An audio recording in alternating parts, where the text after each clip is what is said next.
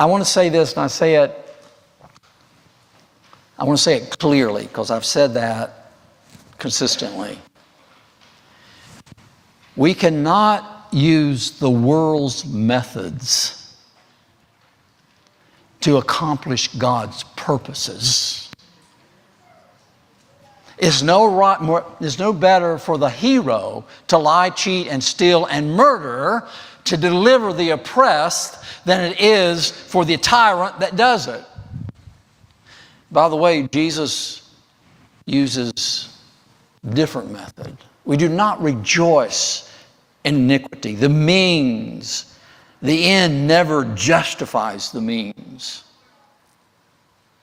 Never.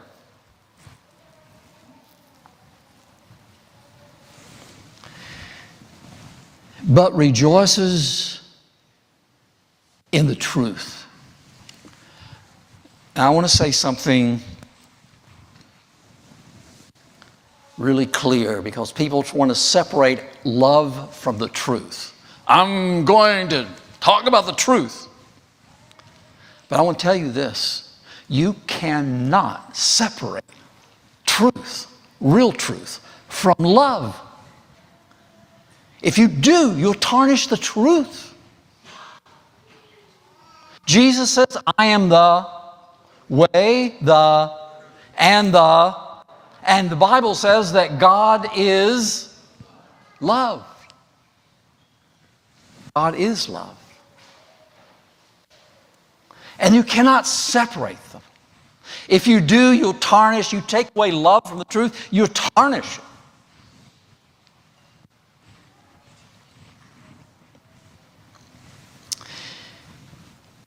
And then verse 7.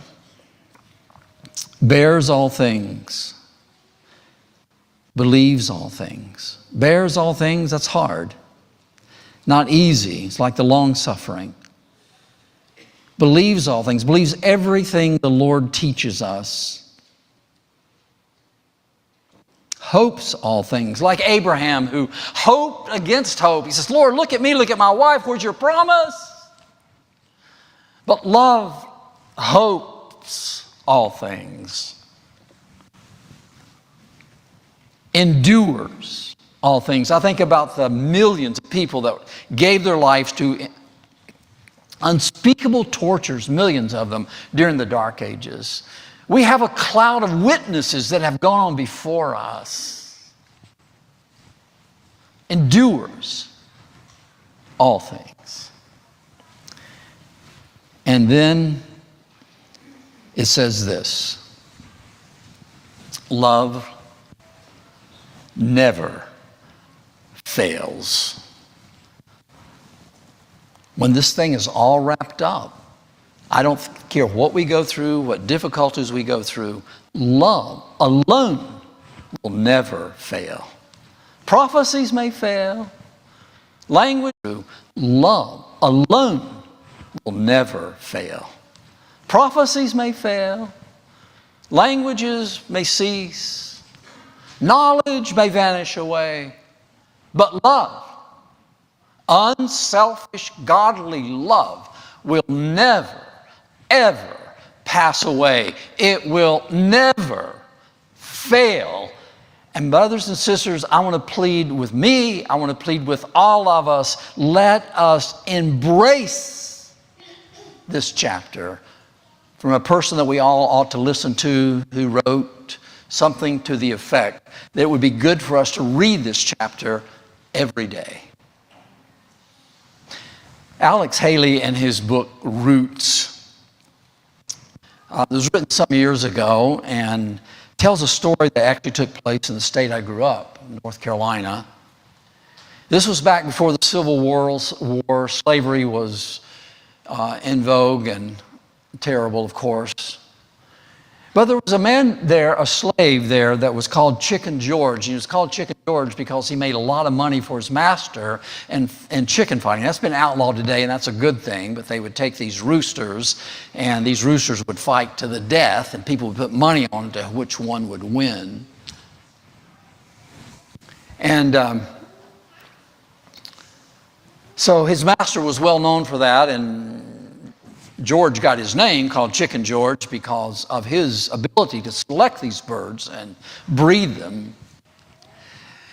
And they had word that an Englishman from England had arrived there in North Carolina, and that he was challenging people to have a contest with his birds. He was a breeder of these fighting roosters, and said, we need to have I'm here to have a contest. And of course, people got all excited. You know, I don't know what it is about the carnal nature that loves a fight, but that's the way it is. So the master went to Chicken George and he said, Chicken George, this guy's made a big offer here. He says, what should we? Oh, master, we should take it. All right, he says. But he says, I wish I had a little bit more money to put on. I think we could win that. And then Chicken George did something. He said, Master, please don't misunderstand me. But he says, Matilda and I, his wife, and our son, we've been saving money all these years to buy our freedom. Don't be upset with us, but we want to be free.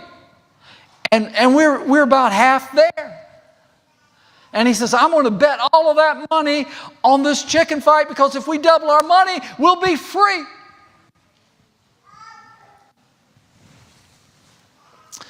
And the master was so impressed, he started to hug him, but he restrained himself. He said, George, he said, that's just wonderful. Well, it was wonderful till George went home to Matilda. And Matilda says, no, you're not going to do that. And she wept, she cried, and she told George, look, and you have to understand how they got this money. They had a little blacksmith thing on the side, and they'd earn a penny here and 10 cents there and a nickel there. And over the years, they just built up enough money to be able to buy their freedom, but they weren't there yet. They only had about half of it. And George was firm. He said, Matilda, no. I mean, we're going to double our money and we'll be free. Matilda says, you can lose it all. No, he says, we're going to be free. We're going to double our money. And he wouldn't listen.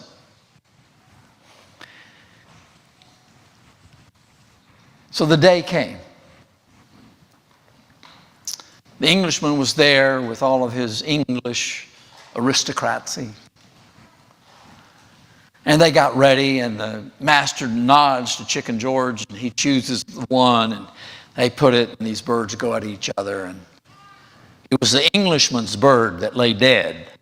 And when that happened, George started shouting. Everybody started shouting. They started clapping. And George says, I'm free. Matilda, we're free. We're free. We're free. Then above the celebration came the voice of an Englishman. And he addressed Chicken George's master and he said, Sir,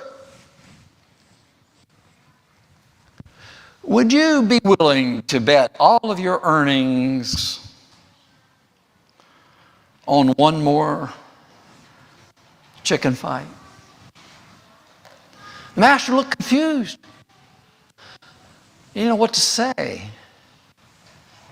Because George just earned he and Matilda's and their son's freedom. And he looked to George, to Chicken George. And Chicken George straightened himself up. And he says, Master, our birds can whip anybody else's birds. Everything got quiet. And the chickens went at it, the roosters. Only this time it was the Englishman's rooster that found the mark.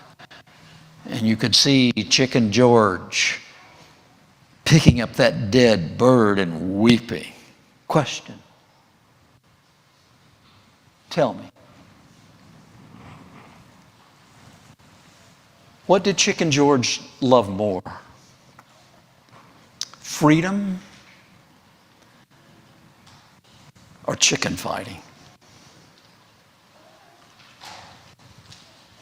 My dear brothers and sisters, there's no freedom in hanging on to anger and bitterness and whatever else, idols in our. There's no freedom. There's only freedom in chapter 13. What do you love more? What do you love more? Freedom or chicken fighting?